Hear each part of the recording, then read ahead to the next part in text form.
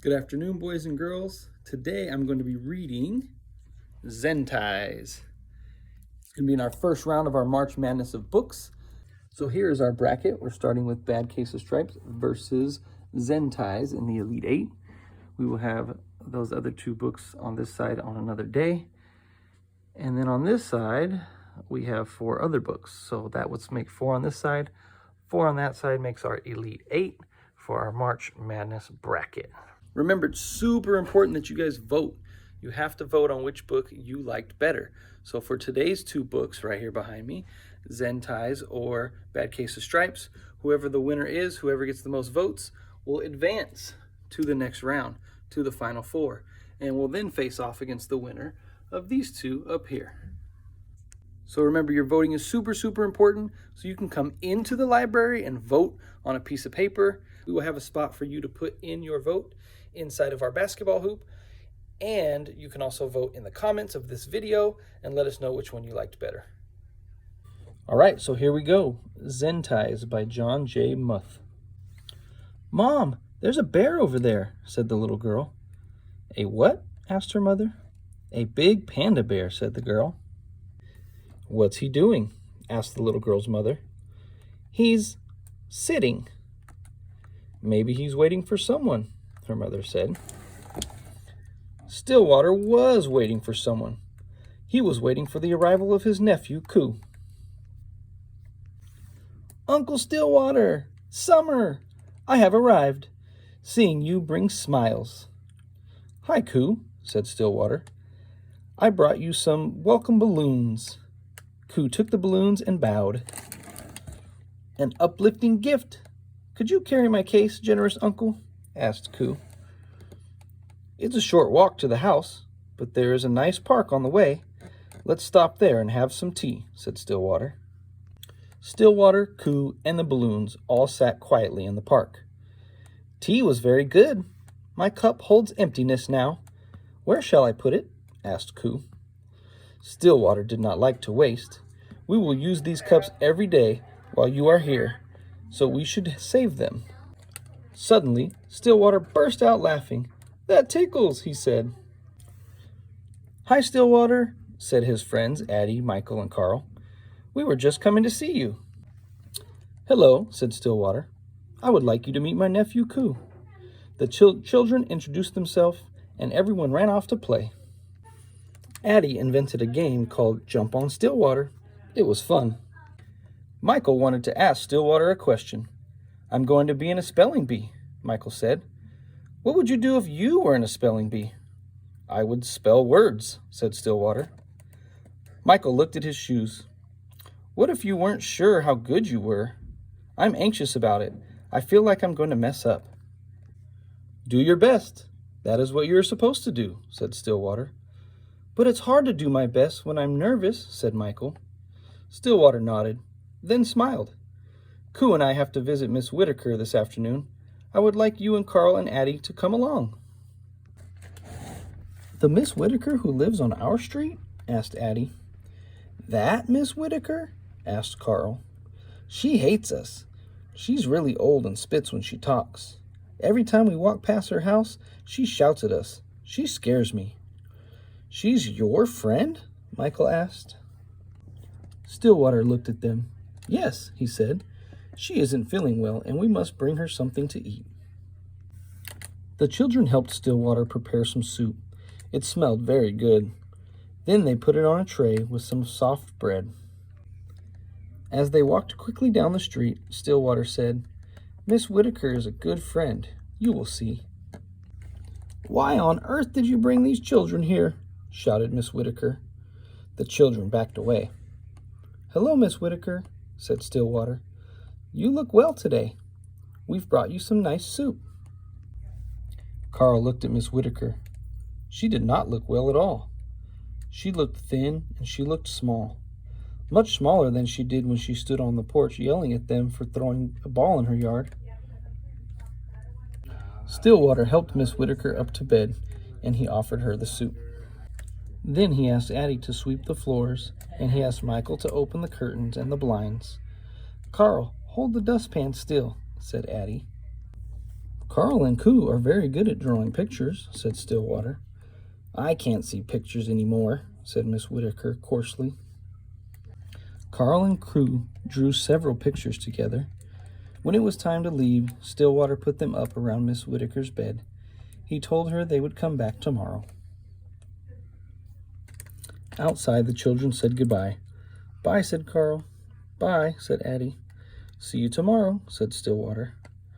I don't know, said Michael. I should study for my spelling bee. You should come, said Stillwater. You should come early. The next morning, Stillwater told Michael, Miss Whittaker used to teach English. She did? Asked Michael. Then Stillwater said, Miss Whittaker, did you know Michael is going to be in the spelling bee? Well, said Miss Whittaker, I know something about that. Now listen, just like plants, words have roots, Miss Whittaker said.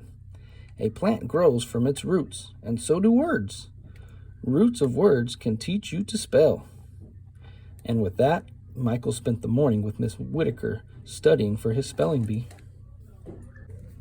The next day, Stillwater found Coo looking up at the apple tree in Mrs. Whittaker's front yard.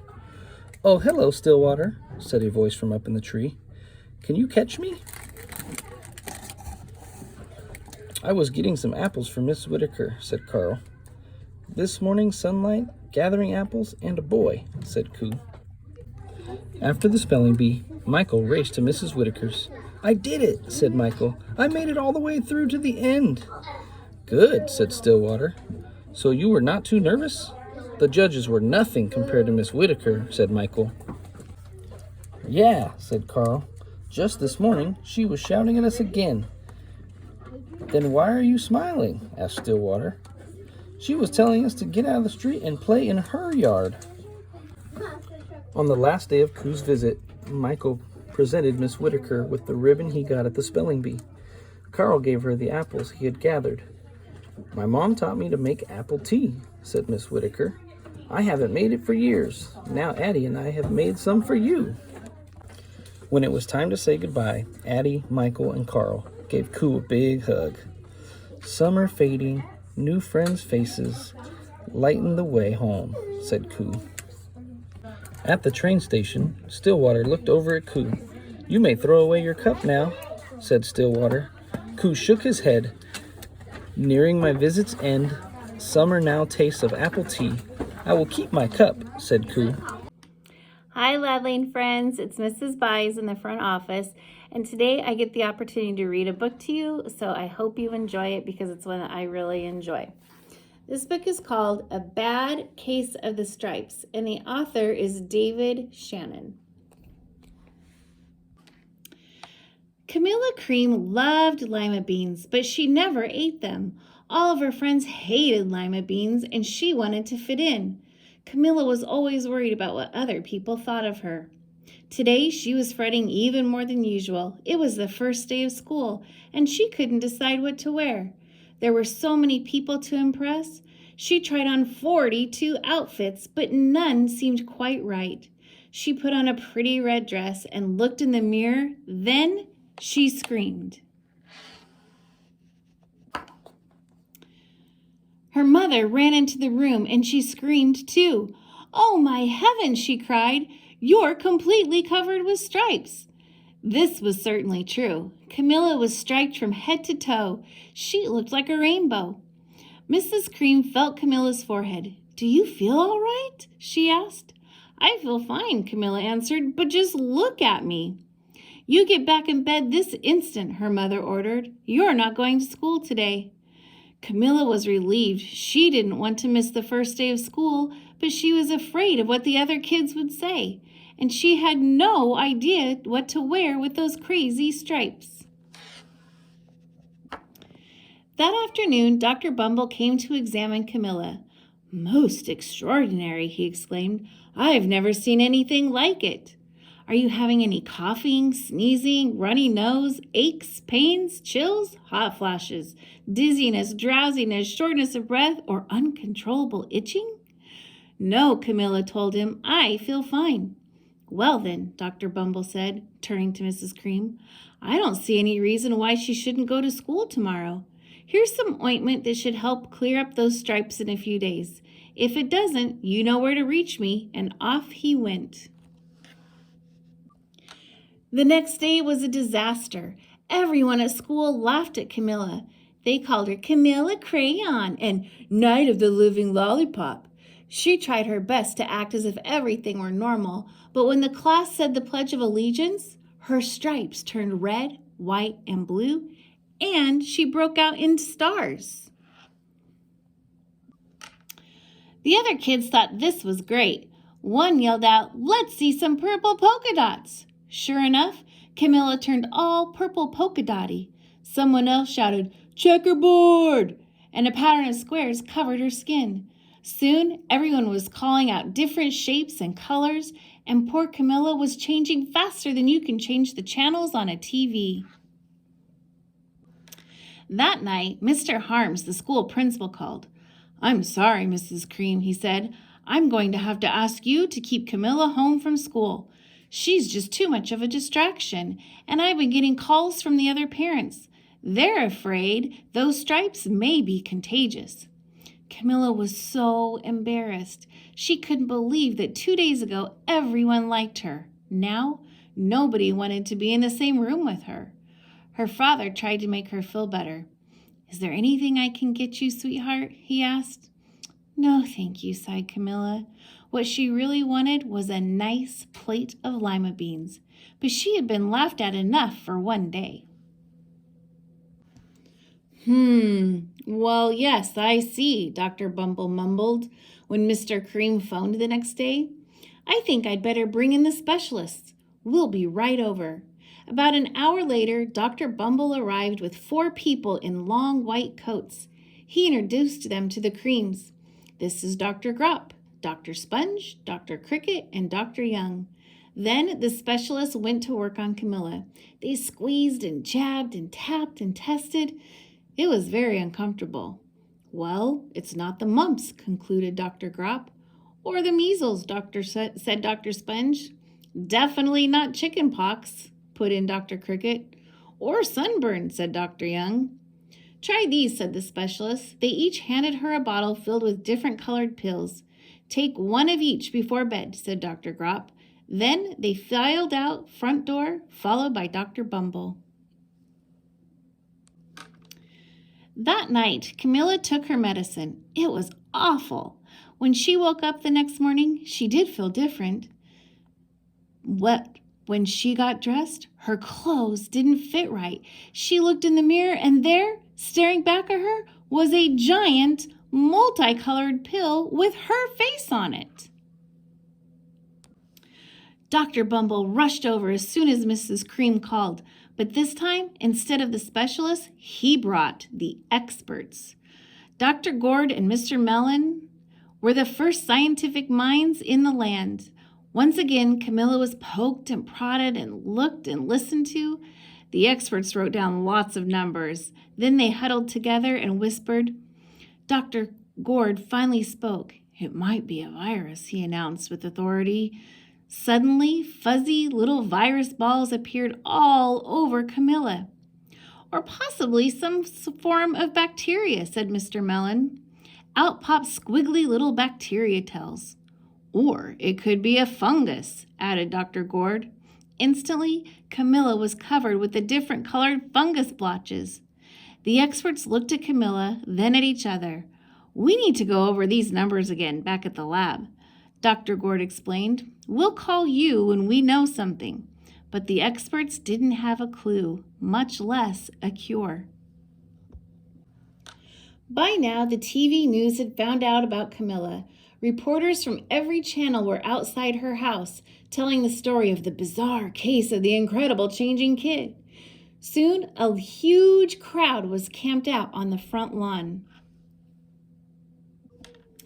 The Creams were swamped with all kinds of remedies from psychologists, allergists, herbalists, nutritionists, psychics, and an old medicine man, a guru, and even a veterinarian. Each so-called cure only added to poor Camilla's strange appearance until it was hard to even recognize her. She sprouted roots and berries and crystals and feathers and a long furry tail, but nothing worked.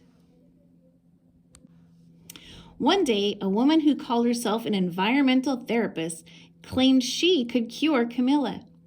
"Close your eyes," she said. "Breathe deeply and become one with your room." "I wish you hadn't said that," Camilla groaned. Slowly, she started to melt into the walls of her room.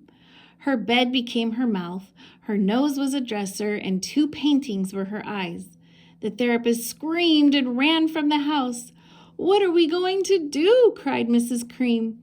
"It just keeps getting worse and worse." She began to sob. At that moment, Mr. Cream heard a quiet little knock at the door.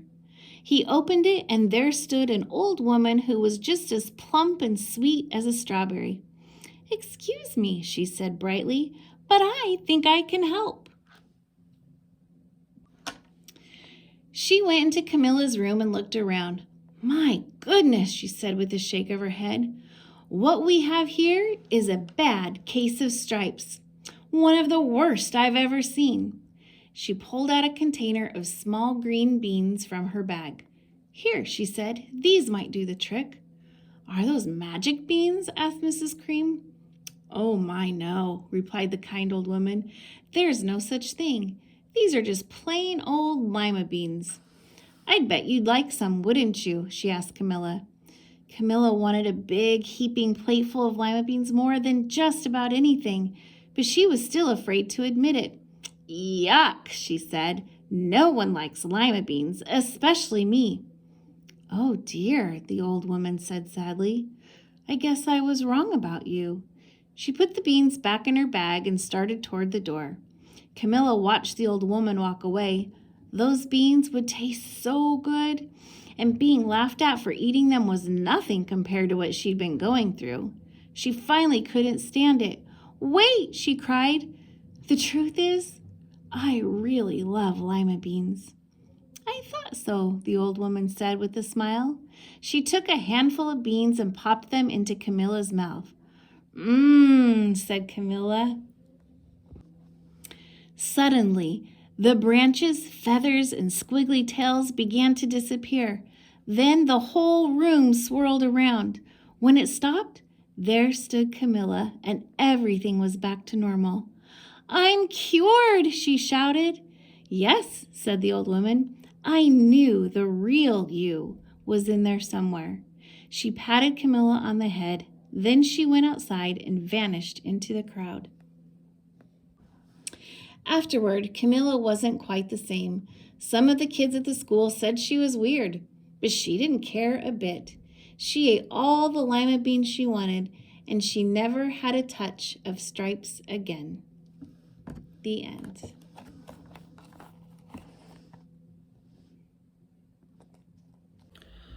All right, Lad Lane Leopards, it's time to vote.